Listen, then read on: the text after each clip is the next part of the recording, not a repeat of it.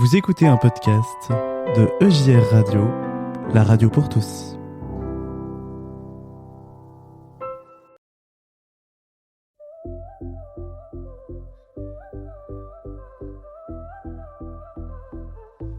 Le mois s'avance, Kef Mag s'installe. On parle du grand kiff, ça régale. Un rendez-vous sous le bon soleil. On rêve déjà, tout devient réel. Les micros s'allument et c'est parti. Des plans, des petits secrets entre amis. On prépare tout ça en direct. Une magie qu'on attend chaque mois parfait. Kef Mag, c'est la voix qui résonne.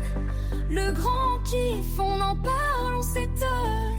Une émission qui brille comme une étoile pour nous emmener bien plus loin que les voiles.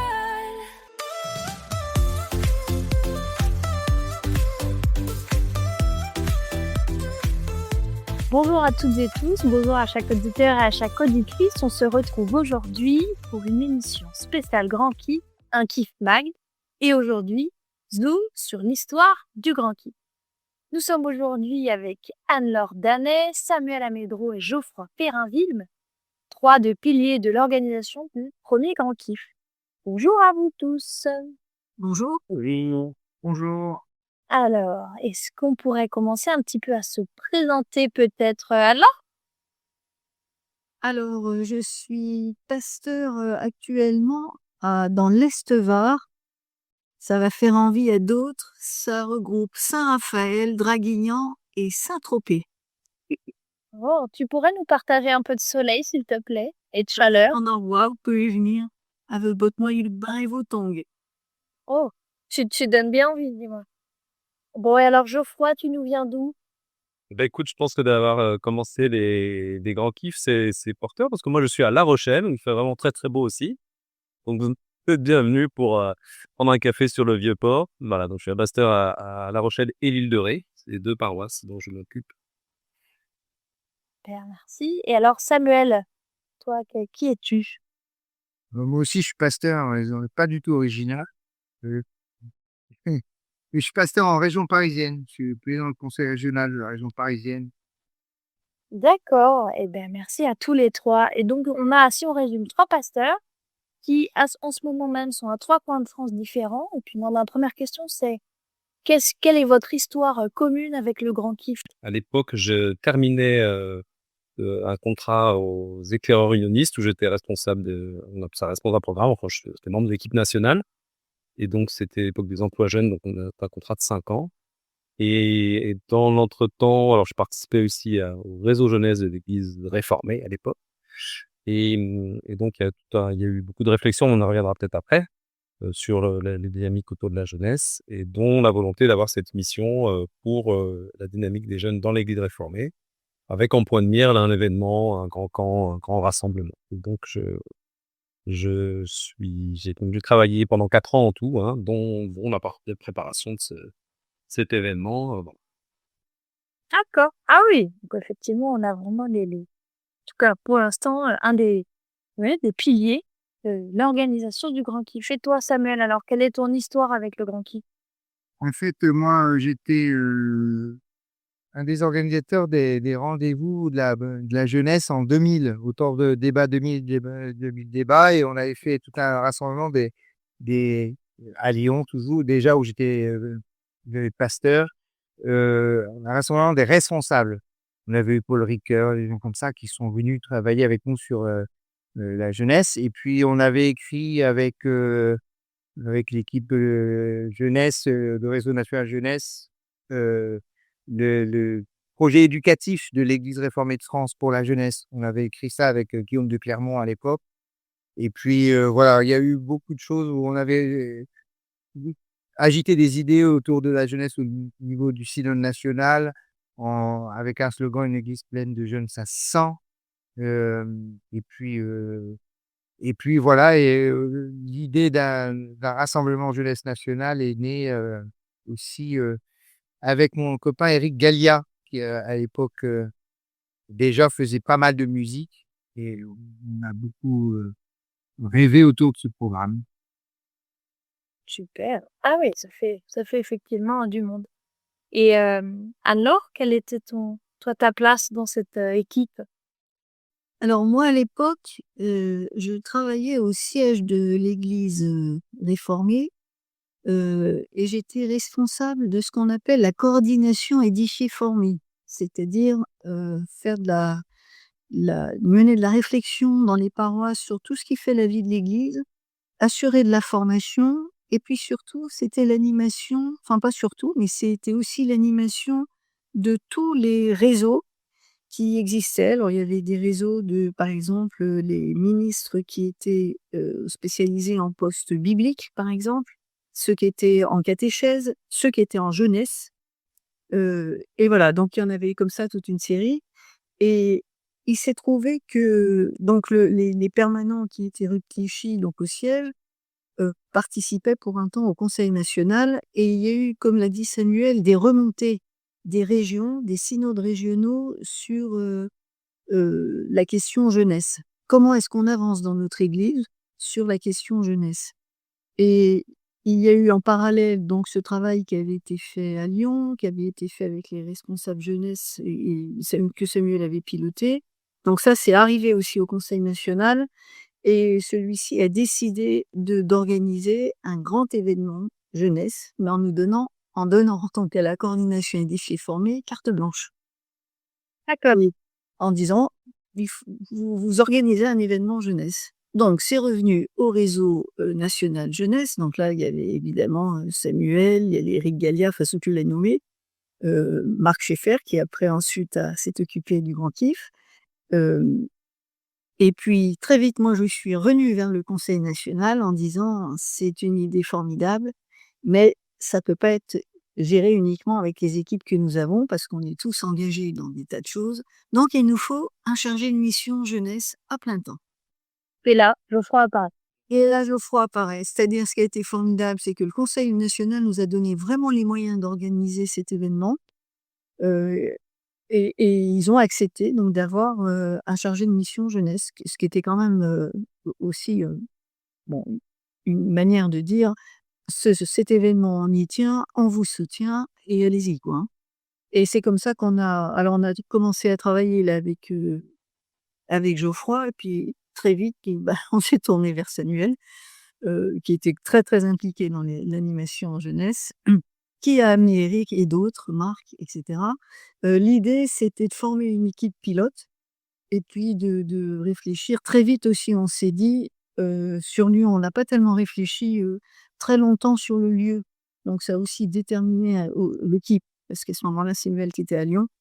Voilà et c'est comme ça que c'est parti et après, on s'est mis à travailler ensemble, se retrouver régulièrement et c'est parti comme ça, quoi. Super, merci. Mais alors donc si je comprends bien, l'idée du Grand Kiff fait partie de remonter, en cas d'une demande du Conseil national, de l'Église protestante ré enfin de l'Église réformée pardon à l'époque et quel était le constat à l'époque, de j'ai envie de dire l'état de la jeunesse de l'Église? Est-ce qu'il y en avait? Il n'y en avait pas? Il y a aussi un événement, en fait, c'est à part le Grand Kiff est vraiment la résultante, comme tu l'as dit, hein, enfin, Laure l'a souligné, c'est davantage des remontées, des réflexions, de tous les lieux où il y avait de l'animation jeunesse ou une préoccupation pour qu'est-ce qu'on peut, comment on accompagne les jeunes, dans l'église, hein, c'est leur église et je regardais un peu quelques documents. Il y a eu aussi en 2005, donc un tout entre 2000, là, les assises et puis la réflexion, il y a eu un colloque jeunesse, je pense, la coordination qui a dû organiser ça, qui a encore brassé beaucoup de choses et d'idées et tout ça a contribué à remonter. Puis bien sûr la structure, du réseau jeunesse en particulier, qui était vraiment qui était, fabriqué pour ça, puis il y avait des gens qui venaient de partout, de toutes les régions et des représentants des partenaires aussi, les éclaireurs unionistes notamment, je dois avoir peut-être du CJG, enfin voilà des vraiment des partenaires ecclésiaux très proches des questions jeunesse. Donc ça a vraiment fait une grosse caisse de résonance pour qu'effectivement, donné, l'Église prenne la décision de se donner les moyens de faire quelque chose pour les jeunes et en particulier l'organisation de ce rassemblement. Alors à l'époque, oui, l'état exact, je sais pas, bon, je devrais savoir parce que mon travail, ça a commencé par faire le tour des régions et de faire l'état des lieux, donc j'ai pas du tout fait les statistiques, mais Oui, oui, mais sans avoir des chiffres et des statistiques Si l'idée c'était, moi de ce que j'entends, il y avait quand même des jeunes Il y dans avait les des jeunes, il y avait des je Complètement. mentionnais Il y avait énormément de camps qui étaient organisés et qui étaient soutenus, alors soit par la coordination, soit par les régions. Mais nous, on le savait parce qu'il y avait des demandes de subventions, d'aide aussi, de formation pour les animateurs. Et c'est là où l'équipe de Samuel avait fait un gros travail, justement pour la, co- la, la formation des BAFA BLD. Il y a eu un encouragement considérable. Donc nous, on s'est rendu compte que dans l'église, l'été, et pendant les vacances, il y avait beaucoup de camps, qui étaient longs ou courts, peu importe. Ça, c'était une première chose, mais les questions qui revenaient, j'ai fait un peu comme Geoffroy en cherchant un petit peu, j'ai vu ce qui remontait des synodes, c'était de dire: «Mais, heu, comment est-ce qu'on peut dire l'évangile à nos jeunes?» C'était ça la question qui était derrière. Comment est-ce qu'on témoigne de cet évangile aux jeunes qui ont un pied dans l'église et un pied dehors, voire les 2 pieds dehors? Mais on les connaît quand même. Donc comment est-ce qu'on fait? Et l'idée, c'était aussi on avait quand même la conviction assez vite de dire, heu, les jeunes ont besoin de se retrouver, de se rassembler. Et quand même dans notre église, on faisait aussi le constat que les groupes étaient pas forcément très nombreux. Donc c'était plutôt des îlots comme ça qui étaient dans toute la France, hein. Mais globalement, il y avait quand même pas sauf dans certaines métropoles, il y avait une vraie dynamique, ça c'est sûr, mais là, les pasteurs se mettaient à plusieurs, il y avait des animateurs et cetera. Mais ça, c'était pas le cas partout. Donc l'idée, c'était aussi de tenir compte des tout le monde et de faire profiter d'un événement, jeunesse pour les petites communautés comme pour les grandes communautés, qu'il y ait pas d'exclusion. D'accord. Et à l'époque, c'était déjà, comment dire? Prévu comme un événement unique? Où il y avait déjà une idée de récurrence ou pas du tout? Samuel? Il y avait pas du tout une idée de récurrence au début. C'était, plutôt un one shot pour faire le tour et pour essayer de mesurer l'état des troupes d'ailleurs, hein. Moi, en fait, la jeunesse était beaucoup animée à l'époque par des pasteurs et des animateurs qui étaient issus du scoutisme.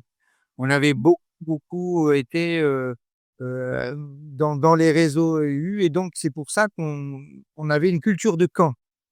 Et tout dans nos paroisses, on animait des camps de ski, des camps d'été parce qu'on sentait qu'il y avait là quelque chose de il y a un nœud là de entre dans le vécu, beaucoup plus que dans la discussion, enfin où les discussions étaient portées par un vécu, et c'était ça qui était porteur d'évangile.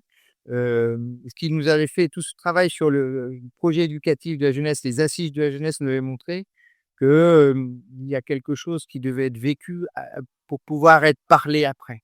Et donc on était parti sur cette idée-là, mais c'était pas du tout prévu pour être, reproduit. En tout cas à l'époque, moi, enfin, je suis pas dans les secrets du conseil national, mais Vous avez rien prévu?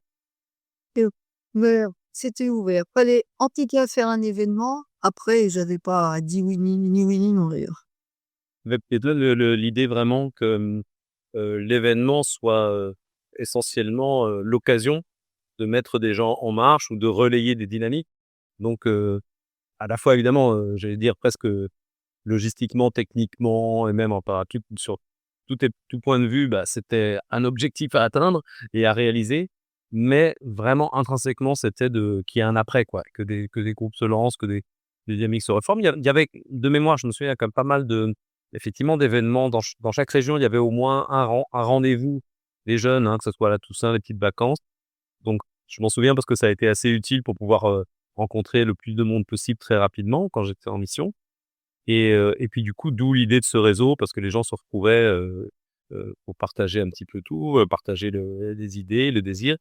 Donc c'est ça aussi qui a permis qu'il y ait pas mal de personnes qui soient relais de ce désir. Parce qu'on a parlé un peu d'équipe là, mais en regardant, il y avait bien sûr dans le pilotage, bah, il y avait, je pense à l'époque, au moins 2 animateurs régionaux, 2 pasteurs, Éric Gallien, un nommé, puis Jean-Luc Crémer.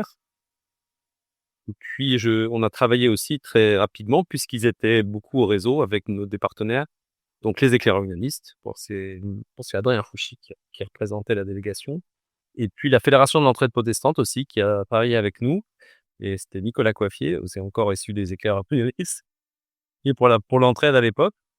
Et puis alors pour être tout à fait complet sur les gens, j'ai retrouvé et vraiment, pas des moindres, le la courroie de transmission, locale, en particulier, j'allais dire logistique et surtout le lien avec le lieu, c'était Jacques Peyronel.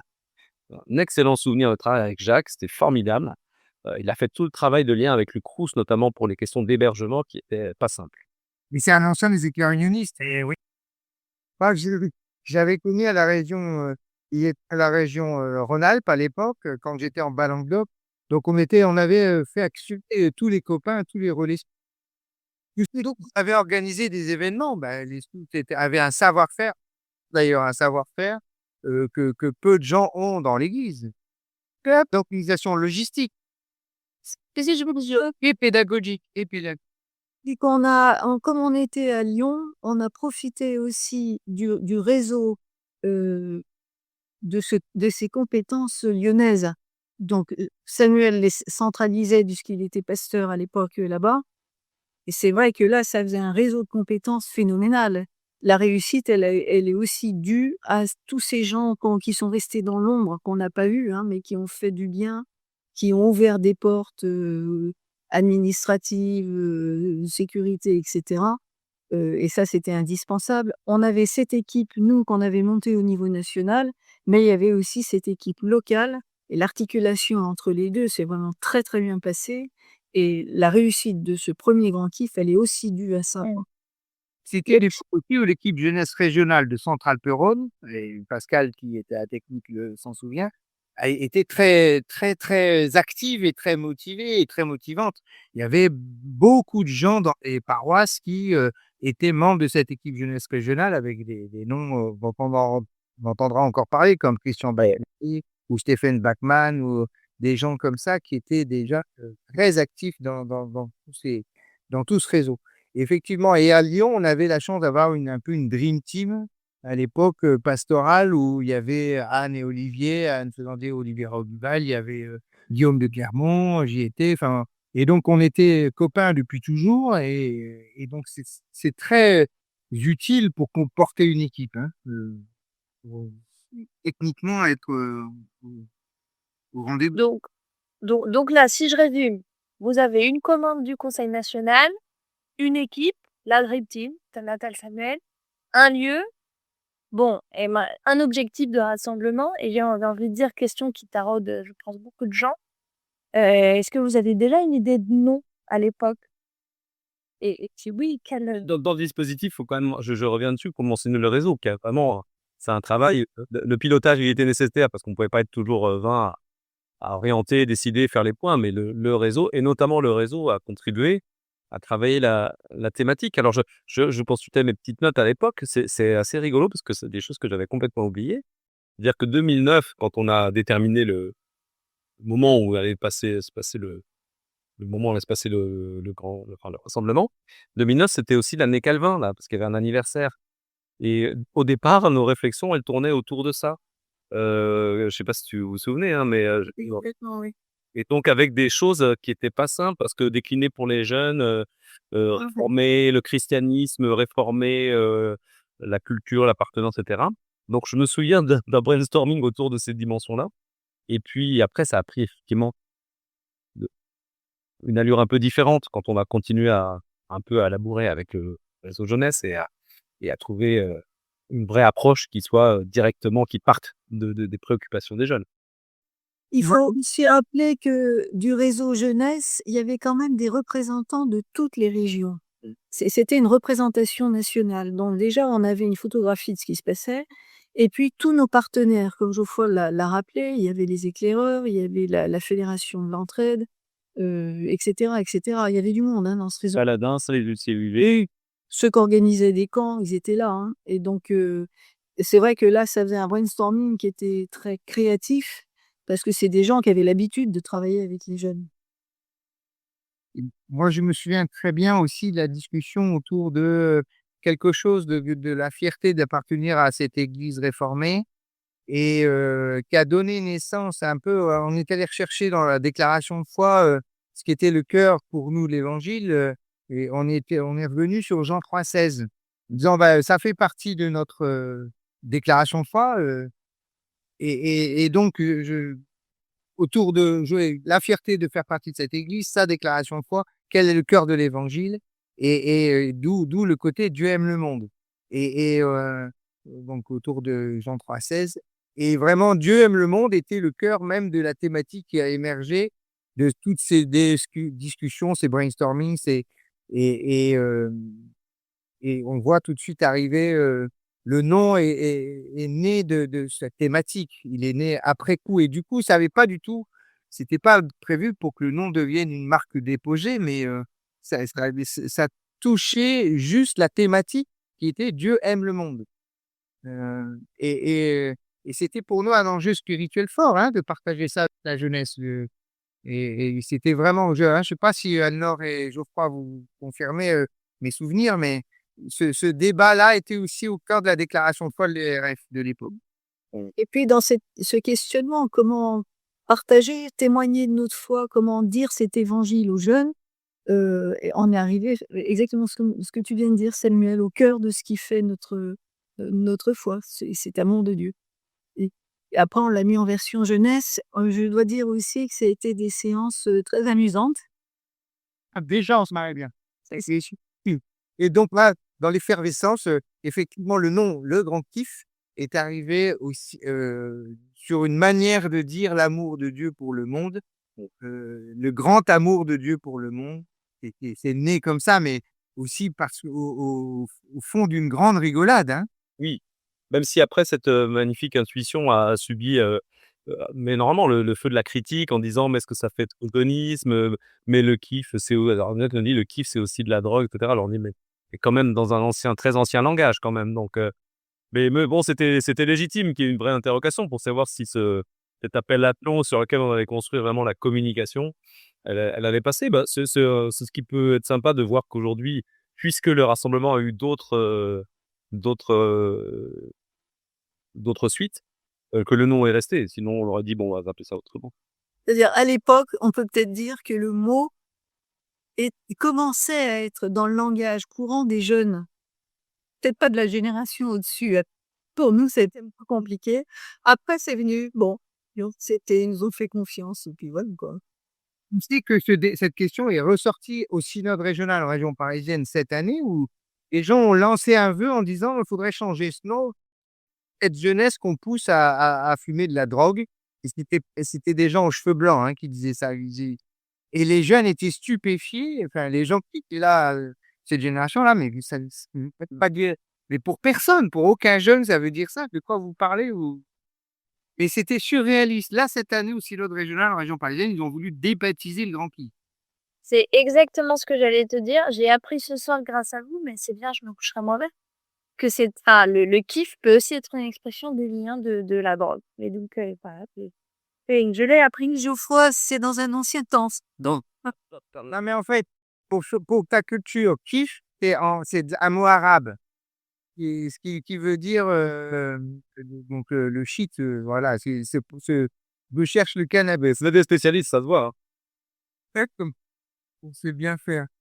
Non, mais on aimait bien le côté aussi. Moi, je me suis régalé avec Eric Zard à jouer sur ce côté. Ah là là, ces vieux qui savent pas penser. Et donc, on a mis tous les jeunes dans notre poche avec ce nom, hein, parce qu'ils comprenaient de quoi on parlait et il y avait un petit côté rebelle. Et ça, ils ont bien aimé. À l'époque, il y avait un petit côté rebelle. Maintenant, c'est totalement, c'est conformiste. Ouais.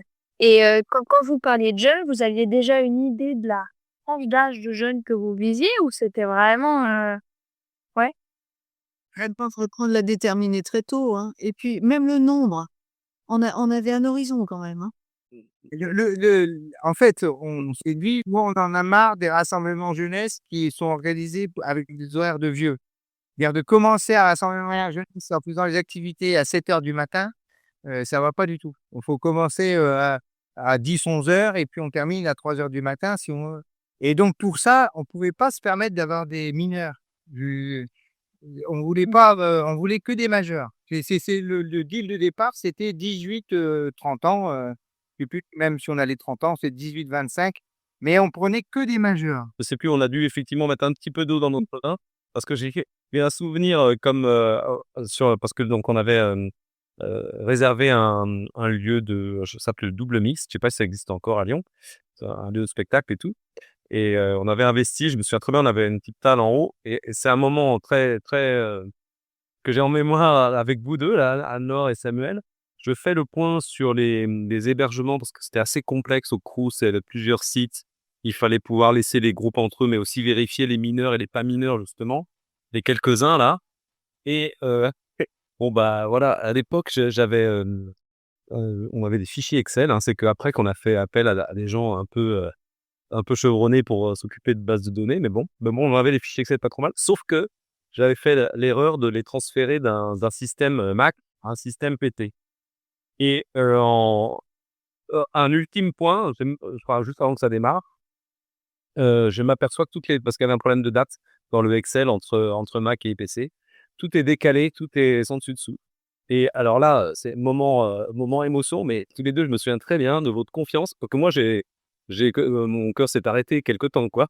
Je me suis rendu compte de ça, qu'on n'avait plus les moyens de savoir qui allait dans le lot et vraiment d'avoir été ensemble et vous m'avez assuré: «Non, ça va se passer, on s'est mis devant le truc, on a rattrapé» et c'est un grand moment de se travailler en équipe, mais justement avec cet aspect-là, ouais, de ce premier rassemblement avec, un bon millier de jeunes, hein, même 1 200 je crois, je sais plus exactement les chiffres exacts, mais on était très nombreux et du coup, peut-être qu'au départ, on est allé avec les moyens que connaissait notre église, hein. Je veux dire, on est à la fois, à l'aise sur l'organisation de ce genre d'événements, comme tu l'as dit, parce que beaucoup avaient l'expérience de camps, de grands rassemblements scouts et tout.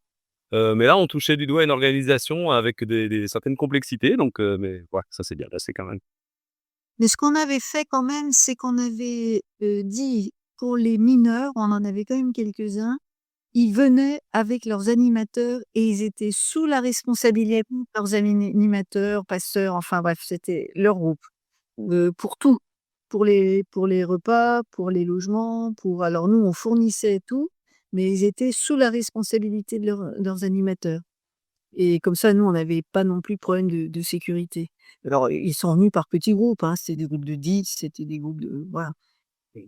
Mais ça a permis, et effectivement, on était quand même plus de 1000 jeunes et on avait une équipe de bénévoles qui alors là, j'ai pas retrouvé le chiffre, je crois qu'on était 60 ou 80, non? Ah oui, Au SCOUSA, hein. mais ouais, il y avait Alors les bénévoles, c'était les membres de nos églises qui acceptaient de venir pour, aider. Alors c'était le travail ingrat, hein, c'était nettoyer les sanitaires, c'était se débrouiller pour que les repas arrivent au bon endroit, c'était, faire la petite main sur quand il nous manquait, du scotch et je sais pas quoi.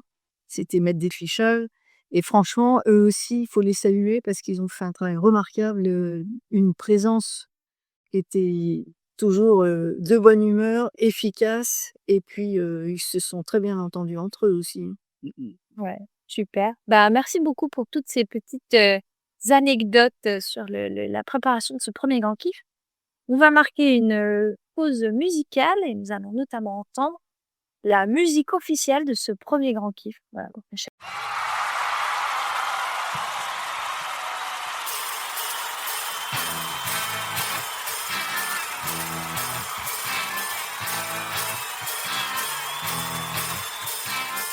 Donne-moi l'amour et la folie de tous ceux qui sont pardonnés, de tous ceux qui font de la vie une fête, une source à partager. Donne-moi l'amour et la folie de tous ceux qui vivent apaisés. Parfois de chanter, dis merci, heureux les fous de liberté. Dieu attend aimer le monde, moi je veux l'aimer aussi. Sans pardon, chaque seconde nourrit ma foi, mes envies. Donne-moi l'amour et la folie d'aimer l'étranger comme un frère. Je veux de pays en pays devenir passeur de frontières. Donne-moi l'amour et la folie la soif de justice et de paix, de tous ceux qui cherchent aujourd'hui à embrasser l'humanité. Il est venu dans le monde, moi je veux l'aimer ici. Il attend que je réponde, en toi je choisis la vie. Dieu attend d'aimer le monde, moi je veux l'aimer aussi. Son pardon chaque seconde, je vis ma foi, mes envies. Il est venu dans le monde, moi je veux l'aimer ici. Il attend que je réponde, et en toi je choisis la vie. Dieu attend d'aimer le monde, il a donné son fils Jésus-Christ pour qu'ils en croient en lui et la vie éternelle.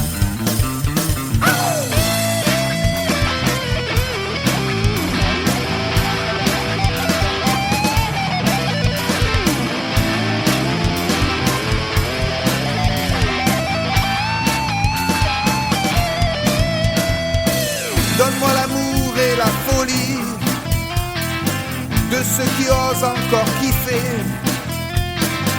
Kiffer ça sonne pour toi aussi. Viens avec nous, reste éveillé. Donne-moi l'amour et la folie de kiffer grave, de kiffer vrai. Alors toujours après la nuit, c'est le grand kiff à partager. Il est venu dans le monde, moi je veux l'aimer ici. Il attend que je réponde, en toi je choisis la vie. Dieu attend aimer le monde, moi je veux l'aimer aussi.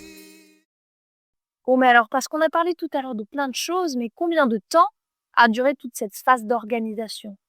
Combien de temps s'est écoulé entre le moment où vous vous êtes dit banco, on y va, et le moment où il y a eu le premier jeune qui a posé son pied sur le lieu du Grand Kiff? Samuel, est-ce que tu te souviens? Je crois, ça va mieux le dire. Ouais, j'ai oublié de sécher, j'ai regardé des comptes rendus en archive là. Je pense qu'il y a eu enfin moi mais c'est peut-être à ma vue. Je crois qu'à partir de 2006, le réseau a quand même commencé à travailler sur des orientations un peu précises. Et puis donc 2 ans avant, 2007, là on était vraiment sur une phase de préparation complètement lancée avec des points réguliers, le travail avec les instances, le conseil, les synodes. Ouais, j'aurais dit ça comme ça, mais Anne-Laure, je sais pas si tu sais. Ouais, donc 2 années de préparation, 2 années pleines et puis, vu que c'était la première fois, une année encore avant pour, justement pour récolter un peu, savoir quelle orientation, parce qu'effectivement, je disais, au départ, ça partait sur, une occasion qui était l'anniversaire, enfin, de l'année Calvin, 2009, là. Puis on a eu aussi quelque chose qui a tourné avec, une opportunité parce qu'il y avait à la même époque un rassemblement de la conférence des églises chrétiennes en Europe, la CEC. Et donc, on avait cherché aussi des synergies, mais enfin voilà, donc après c'est devenu vraiment un rassemblement en soi, en tant que tel, avec une organisation propre. Mais donc dans cette phase, j'allais dire avant les 2 ans, on était un petit peu dans les prospectives, à voir ce qu'il était possible de faire. Super. Et moi, je me demandais quelle communication en amont a été faite auprès des paroisses, des familles, des jeunes? Est-ce qu'il y a eu on va dire une tournée des paroisses pour annoncer le Grand Kiff? Ah oui, là, il y a eu un gros travail, alors qui a été vraiment mené par Geoffroy, hein, ça faisait aussi partie de sa tâche. Toi, tu as fait le tour de France, je crois? Oui, oui, oui, bah, je l'avais fait en arrivant déjà, mais c'est vrai qu'il y avait un maillage, très efficace, donc la possibilité d'avoir quand même des lieux de relais, avec des groupes, des animateurs qui avaient déjà, l'habitude de communiquer entre eux, tu vois? Alors dans Tralporone, il y avait déjà une équipe régionale assez bien rodée, je crois dans la région PACA, ils avaient un synode des jeunes qui existe plus ou moins toujours, je crois. Enfin, donc il y avait des habitudes, en Normandie aussi, ça avait donc tous ces rassemblements, souvent à la Toussaint et cetera, ça permettait de faire quand même des tremplins et puis après, bah, on a vraiment usé toutes les possibilités et puis il y avait même alors parallèlement, je me souviens aussi, le réseau avait travaillé sur un site, internet qui soit lieu de ressources, qui permettent de retrouver de l'information, facilement, dédié, lesjeunes.fr je crois, ouais. Et donc ça a servi aussi lieux pour déposer des informations que les gens puissent retrouver rapidement. Puis après, on a créé le site dédié au rassemblement là. Mais voilà. Oui. Là, c'était vraiment important. C'est-à-dire, c'était aussi ton travail, là, Geoffroy. C'est que, encore une fois, le Conseil national nous avait vraiment donné les moyens. Donc, on a pu créer ce site. Quand la chanson a été faite, ben, on l'a mise dessus. On a commencé à diffuser pour que les jeunes. En fait, quand ils sont arrivés au Grand Kiff, ils la connaissaient. Hein. C'est bien quand même. Heu et puis on a envoyé des textes, on a fait un dossier aussi, il me semble qu'on avait un dossier papier qu'on avait envoyé, hein? Oui, il y avait un dossier papier très fourni d'ailleurs, avec des animations sur chaque thématique, qui prônait ça. Il y avait Par l'approche. jour, on avait un thème. On déclinait donc cet amour de Dieu, mais avec un thème par jour. Donc là, on avait des animations bibliques, on proposait des chants, on proposait des temps de prière, un peu de liturgie. Heu, Et donc l'idée, c'était de proposer au groupe de pouvoir, préparer, la thématique en amont. Donc il y avait pour les équipes d'animation il y avait aussi quelques pointures. Ils avaient écrit des articles théologiques, passionnants dans ce livret-là, des pistes d'animation et puis après de quoi faire un peu envie et rêver parce que ouais, en fait, j'en regardais un petit peu les listes, il y a quand même des gens qui ont été très précieux, Guillaume de Clermont avait la responsabilité des cultes, hein, parce qu'on avait quand même un culte par jour, dans cette fin de matinée-là, quand on estimait que c'était pas un moment où on pouvait à peu près être levé. Donc c'était, lié à la thématique et puis, il y a eu des moments, particuliers. Alors un grand jeu dans Lyon, je crois que c'est toute l'équipe de Nadine Caudel et ses acolytes là qui ont bossé, pour faire un truc, extra et ce qu'on avait appelé le festival des créations. Et là, j'ai retrouvé le nom, c'est Olivier Besançon là qui a un peu, coordonné toute cette affaire pour que les groupes, les jeunes qui arrivent, puissent présenter, une création artistique. Alors il y avait plein de possibilités différentes, qui étaient exposées, enfin qui a donné lieu à ce mini festival je crois que c'était le 3e jour, si je dis pas de bêtises. Donc ouais, voilà, moi j'en oublie encore plein de gens, mais en tout cas ces personnes-là ont été, vraiment, très, très précieuses pour que ça vive tous les jours. Je crois que le 1er thème, 1er jour, c'était, «Vis ta vie», donc vraiment non, «Il te cherche», pardon, «Il te cherche». Il est vraiment du mouvement de Dieu qui cherche, tout le monde et c'était voilà, une vérité à découvrir pour sa vie. Et pour le coup, le 2e jour, c'était «Vis ta vie», la façon dont on répond à cet appel, qu'on se nourrit de ça et le 3e a fait un moment d'ouverture, 3e jour avec ce festival des créations et aussi un village, même 2 villages, je crois. Un village qui était, organisé par les éclaireurs autour des questions d'écologie et l'autre, enfin ils étaient conjoints, hein, l'autre par la fédération de l'entraide sur la question de solidarité, donc possibilité de rencontrer plein d'acteurs, de s'y intéresser et il y avait Robin Sauter et puis, Nicolas qui avait travaillé là-dessus. et on avait des invités avec des témoignages. Mais à chaque fois, on faisait pour avoir un apport aussi de l'extérieur pour les jeunes. C'est Moi, j'ai souvenir que les cultes étaient déterminants. On s'était dit, dans la discussion, il faut qu'on ait des pointures qui prêchent, qui annoncent l'évangile, qui n'aient pas peur d'aller, et ça avait été très, très marquant, Corinne Acli, si vous vous souvenez, enfin, il y a eu quelques prédications qui ont marqué les esprits et on s'était dit: «C'est vraiment un point qu'il faut assurer, on a besoin que les jeunes entendent parler de l'évangile d'une manière qui soit, bousculante quoi, pour eux, pour leur existence» et ça a vraiment fonctionné. Ça pour le coup, on a été très heureux de ça, mais en fait, il y a pas grand chose qui a pas marché, hein, Il y avait une très bonne ambiance. On sentait un climat très convivial. Les gens, les jeunes étaient heureux. Alors voilà, on est nous avec, hein, on dormait peu, mais on était heureux. C'est vraiment le cas de le dire. Et vous n'avez pas, pour les mineurs qui étaient présents, vous n'avez pas rencontré de problème, je dirais, avec les parents, qu'ils acceptent, c'était quand même une première, un rassemblement de cette ampleur, dans une grande ville? Il y a pas eu des craintes vis-à-vis de ça? Bah non, parce que là, c'était la même règle qu'un camp que un pasteur ou des animateurs organisaient l'été ou aux petites vacances. Le principe était le même pour eux, hein. Donc là, ils se retrouvaient dans un cadre un peu plus large, mais c'était le même principe, quoi. Mais surtout, c'était l'exception, les mineurs. Honnêtement, il y avait essentiellement des majeurs, donc et l'enjeu pour nous, comme on était une grande salle, tout avait lieu dans, cette immense salle, du double mixte, c'était d'avoir des animations tellement, géniales qu'ils aient pas envie de torquer, hein. Parce que qu'ils aient pas envie d'aller dans les bistrots. Il y en a qui y sont allés, c'est sûr. Mais d'avoir C'était les exceptions, hein. Ça, c'est vrai. Globalement, les jeunes étaient là, hein. Ça, c'est de la bonne nouvelle pour nous, hein.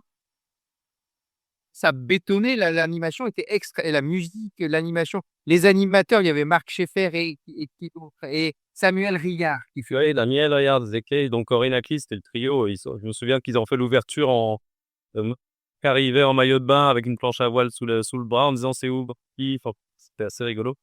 une fusée qui démarrait, Il y a la fusée les soirs, ouais, ouais. Bah, évidemment, c'était l'idée, c'était sur ce même lieu d'avoir des moments très forts et avec tous ensemble. L'idée d'un rassemblement où vraiment on fait d'être tous là au même endroit et vivre un truc extraordinaire. Donc, le décollage de la fusée avec nos moyens et puis les concerts, parce qu'il y a eu de la musique aussi et puis aussi des moments où au contraire, on est plus éclaté. Comme un salon, on peut aller ici ou là rencontrer des ateliers.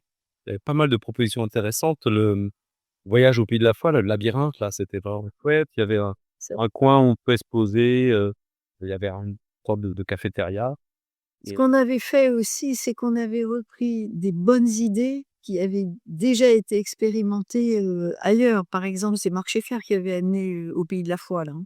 Il expérimentait à l'aveugle-pété à Lyon. Bon, c'était crité, alors je sais plus ce qu'il m'avait mis, mais il y avait voilà, on avait repris comme ça des choses qui avaient très bien marché à certains endroits et qu'on valorisait là dans ce grand kiff. alors des petites anecdotes de choses qui ont plus ou moins marché et pour illustrer l'idée qu'on voulait vraiment offrir un lieu extraordinaire et là, évidemment, celui que j'ai oublié, le nom que j'ai oublié, c'est Sébastien Boutry. Alors le régisseur qui est qui a fait quelques-uns des grands clips, c'est lui qui a dû un peu Il est toujours là. et vraiment, je me souviens d'avoir bossé, c'était une collaboration géniale parce que, c'était un espèce de grand plateau, hein, bah, il y avait des piliers et bon, comment dire? On a inventé ensemble avec l'équipe de pilotage cet espace et avec Sandrine Gallia aussi qui nous a fait toute la mise en scène, la scénographie, la décoration et tout et donc il y avait toute une partie qui était, fermée comme une boîte noire là pour la scène et puis le reste, on avait différentes choses. Au milieu, le central kiff là, je me souviens, c'était une espèce de banque, une équipe extra qui devait répondre à tout de suite, trouver du matériel, de n'importe quelle info et donc l'anecdote, c'est dans la préparation du grand kiff, je sais plus avec qui on va à Emmaüs, chercher des canapés. Parce qu'on dit: «Il faut quand même un coin où on puisse se vautrer un peu, que ça soit sympa quoi, tout ce que on s'arrête là les jeunes». Et alors on trouve des camionnettes, on débarque chez Emmaüs, on fait notre marché, c'était, incroyable. On en chope un paquet quand même, hein. On revient, on installe ça, tout ça et quelques jours avant le début, Sébastien me dit: «Attends, j'ai une nouvelle pas très rigolote, c'est impossible, tout ça n'est pas adapté pour la question de sécurité au feu». Donc les canapés, bon, bah, ils ont disparu, on a trouvé d'autres choses, pour qu'on puisse quand même être bien. Mais c au départ, on avait vraiment adoré avoir cette installation, faite de styles de canapes très différents et puis, d'aller chercher chez nous, c'était rigolo. concert d'Andra Moran pour moi est un grand moment aussi. Eric, il a amené, cette chanteuse, chrétienne américaine, c'est un des filons. Ça avait été un super moment de concert ça. C'était ouais, ouais. Très, très beau. Il y avait les Whipper Circus aussi qui nous ont fait le plaisir de venir et un groupe lyonnais aussi, chrétien, c'est marrant, je me souviens pas de leur nom, mais qui était plus dans rock un peu funk, très chouette aussi. C'était vraiment les trois grandes scènes, quoi. On avait une surprise pour, les jeunes. C'est-à-dire, à chaque fois, chaque jour, il y avait quelque chose de nouveau auquel ils s'attendaient pas. Mmh mh. Donc, en particulier ces invités, ces temps de concert, ça on l'avait pas trop annoncé dans le programme, mais c'était fait exprès Oui. pour, voilà, pour qu'il et du coup, c'est vrai qu'on était ensemble tout le temps, hein.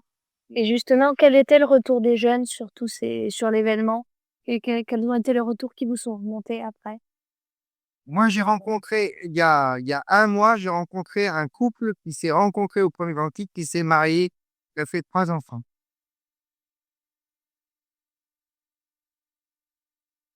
Et qui ils sont au conseil presbytérial dans leur paroisse et enfin, en tout cas lui et tu sais qu'on s'est rencontrés au Grand Prix. Notre couple vient du Grand Prix.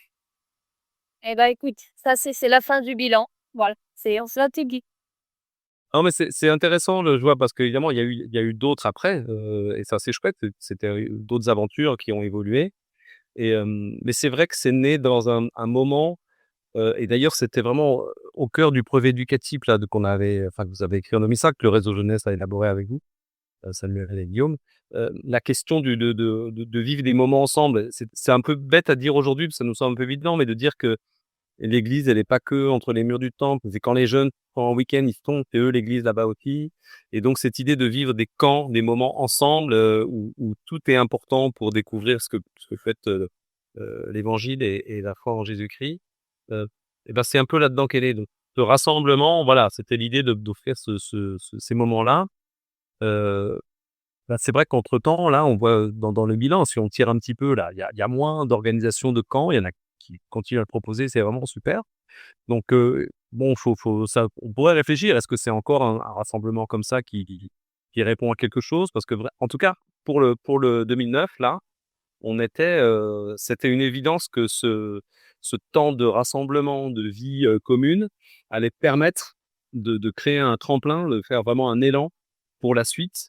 Et donc les retours, c'était ça, parce qu'il y a eu ensuite des rassemblements, dans les régions ou dans les consistoires. Il y a eu quand même par la suite des camps qui ont continué. Puis j'espère des jeunes qui sont revenus, peut-être même à un grand kiff après, ou qui ont donné envie aux plus jeunes. C'est ça, je crois que le deuxième, alors ça c'était en 2000, je sais pas, 1913. 2013, pas Grenoble, ouais. On a beaucoup, travaillé sur l'idée, de dire que il faut dans la com souterraine quoi, que ceux qui ont fait 2009, donnent envie aux autres de venir à un événement comme ça, qui était assez unique. Mmh. Waouh, super. Ah bah, c'est génial parce que vous faites même mon boulot, c'est-à-dire que vous commencez même à amorcer les prochaines émissions. Que de mes bon espoir de réussir à avoir, Marc Schaeffer et Jean-Luc Reimer à mon micro pour pouvoir parler, en tout cas de l'édition de 2013. Donc on va voir, c'est très bien. En fait, je vais vous laisser l'antenne, hein, et après vous allez, vous êtes hyper autonome. Non, bah, franchement, merci beaucoup, hein, pour, toutes ces anecdotes riches. En 2009, j'avais 8 ans et pour avoir habité à Lyon à cette époque-là, j'avais déjà l'impression que c'était assez grandiose ce qui se passait. J'avais envie d'y aller. J'étais un peu jalouse d'avoir l'âge. Les 8 ans, j'étais vraiment trop petite. Et là, autant d'années plus tard, 15 ans après, et ben en fait, je me dis quand même que ça aurait été trop fun que j'y aille. Et vous en faites une très belle pub. Non, mais vraiment.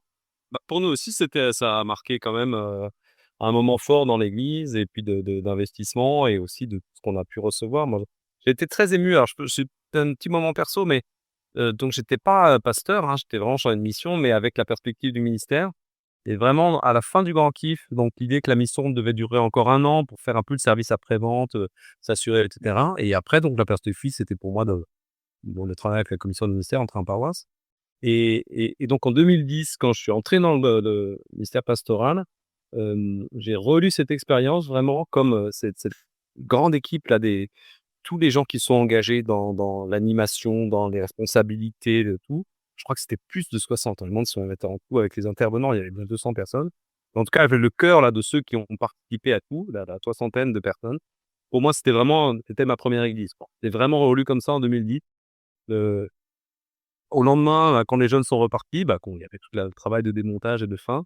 On était aussi, complètement, euphoriques, portés par cette dynamique et vraiment personnellement, j'avais l'impression d'être dans une communauté, alors que les gens venaient de partout, quoi. Grave. Ouais.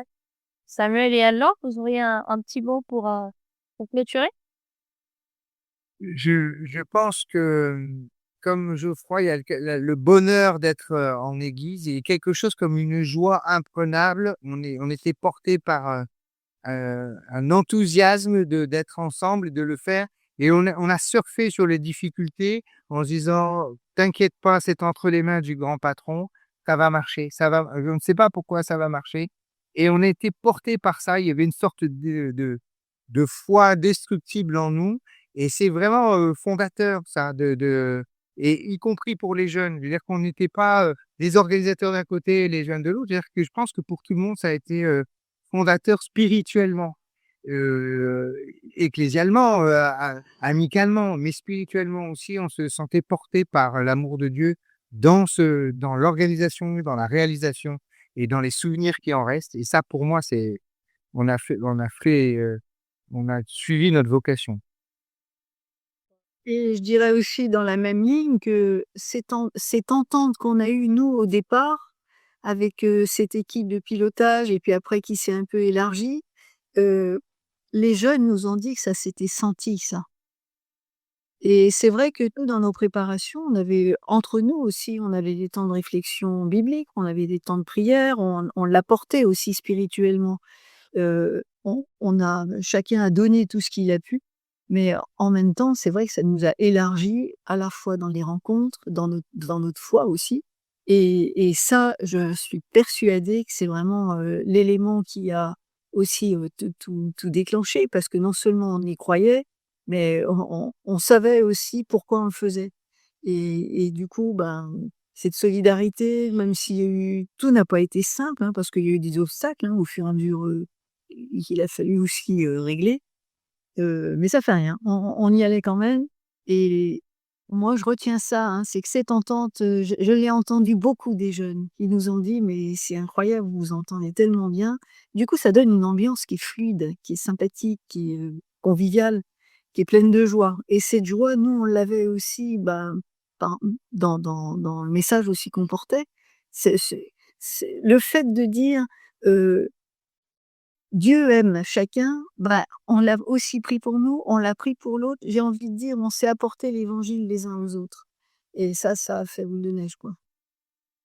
Si je peux rajouter un tout petit truc, je dois dire aussi ma grande reconnaissance dans mon église qui a mis les moyens, c'est-à-dire y compris les moyens financiers. Oui, Qui a dit, «Allez, banco, l'église, ça doit servir d'infrastructure pour porter les espérances des jeunes» et ils ont pas lésiné et je me souviens, on a envoyé Anne-Laure au charbon en disant: «Anne-Laure, il va falloir que tu dises qu'on a besoin de plus d'argent». J'ai des souvenirs très précis de ces on a besoin de tant d'argent et on se disait: «Mais on n'y arrivera jamais, ils diront ja» et on a eu tous les moyens qu'on avait besoin et ça, chapeau l'église quand elle fait ça, quand elle prend le risque en disant: «On ne sait pas où ça nous mène, mais on met les sous sur la table parce qu'il y a des gens qui y croient et qui le portent ce rêve» et ben, l'église en tant que telle, l'institution a été, concrètement porteuse de ce rêve et nous a permis de le réaliser et je dis, ben, chapeau, quand, l'église fait ça, elle fait son job.